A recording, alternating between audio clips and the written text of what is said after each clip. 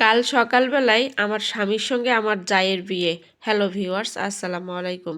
সকালবেলা ঘুম থেকে উঠে যখন বিছানায় বসেছিলাম তখনই আমি খবরটা পেলাম যে আজকে আমার জায়ের সঙ্গে আমার স্বামীর বিয়ে হয়ে যাবে। আমার বিবাহিত জীবন প্রায় 10 বছর হয়ে গেল। বিয়ের 2 বছর পরে আমি জানতে পেরেছিলাম আমি কখনো মা হতে পারবো না। মায়ের সুখ কী জিনিস সেটা আমি বুঝতে পারবো না। সমস্যাটা আমার ছিল না, সমস্যাটা ছিল আমার স্বামীর। ওকে অনেক ডক্টর দেখিয়েছিলাম কিন্তু কোনো লাভ হয়নি।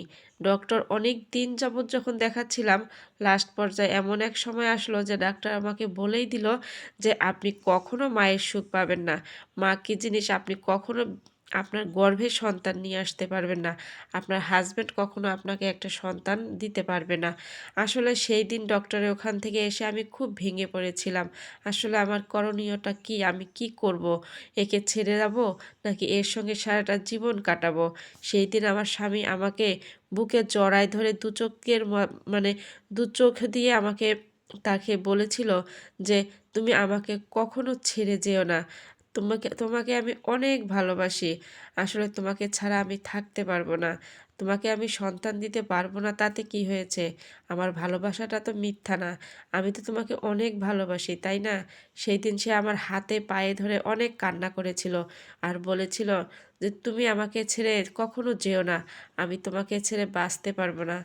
আসলে এই সমস্ত কথা যখন একটা স্বামী বলে তখন কি আর তাকে ছেড়ে যাওয়া যায়? না হোক সন্তান, কিন্তু স্বামীর মুখ থেকে তো সারাটা জীবন কাটিয়ে দেয়া যায়। আচ্ছা, হঠাৎ করে আমার বড় ভাসুর মারা গেল। আমার বড় ভাসুর যখন মারা যায় তখন তার দুটো সন্তান ছিল। বড় ছেলেটার বয়স ছিল 6 বছর আর ছোট মেয়েটার বয়স ছিল 3 বছর। আসলে ওরা সব সময় কান্না করতো বাবা বাবা বলে। আমার ভাসুর বিয়ে করে সে আলাদা বাড়িতে থাকতো। সে আলাদা জায়গা কিনে বিশাল বড় একটা বাড়ি দিয়েছে। সেখানে তার স্ত্রী সন্তান নিয়ে সে থাকতো। আমাদের এখানে আসতো মাঝে মাঝে, খুব একটা যে আসতো তাও না। হঠাৎ করে সে মারা যায়। হঠাৎ করে মারা যাওয়ার পরে বাচ্চারা বাবা বাবার জন্য কান্নাকাটি অনেক করে। এর জন্য আমার হাজব্যান্ড তার ছেলেটাকে নিয়ে এসে তার সঙ্গে রাখে, মানে আমাদের সঙ্গে রাখে। আসলে সে ছোট মানুষ তো কান্নাকাটি করতেছিল এবং আমাকে সে অনেক ভালোবাসতো। তাকে নিয়ে আমরা তিনজনে একটা খাটের মধ্যে থাকতাম। আসলে তার কিছুদিন পরেই মেয়েটাও চলে আসে, অনেক কান্নাকাটি করে। তো মেয়েটাকেও নিয়ে চলে আসলাম। আসলে যখন মেয়েটাকে নিয়ে আসলাম, আমার ছোট খাটটাতে 4 জনের জায়গা হতো না। আসলে দেখা যায় ওরা 3 জন বিছানায় ঘুমাতো, আমি নিচে পাটি পেতে ঘুমায় যেতাম।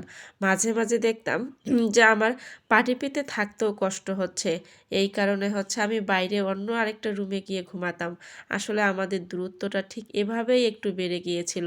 একটা বছর তার সঙ্গে এভাবে থাকার পরে আমি হঠাৎ করে দেখতে পারলাম যে আমার হাজব্যান্ড এখন তার ভাইয়ের বাসায় গিয়ে থাকে। আমার শাশুড়িও সেখানে গিয়ে থাকে। আসলে ওরা মাঝে মধ্যে এখানে আসতো। অনেকটাই সে সময়টা আন্দাজ করতে পারতেছিলাম যে কিছু একটা হবে, কারণ আমার স্বামী তখন দেখতাম সব সময় সে ভাবি ভাবি বলতো আর ভাবির গুণগান খুব করতো। আমার শাশুড়িও তাই সব সময় তার বড় বউয়ের সুনাম করতো। কারণ একটা দিক থেকে আবার বুঝতে পারতাম যে বড় বোন তো তার, মানে বড় বউ বলতে আমার যা কিন্তু আমার শাশুড়ির বোনের মেয়ে, নিজের বোনের মেয়েকে আমার ভাসুরের সঙ্গে বিয়ে দিয়েছিল। এজন্য তার একটু আদরটা ভালোবাসাটা সবসময় একটু বেশিই থাকতো। এখানে আমি মনে কোনো কিছুই করতাম না।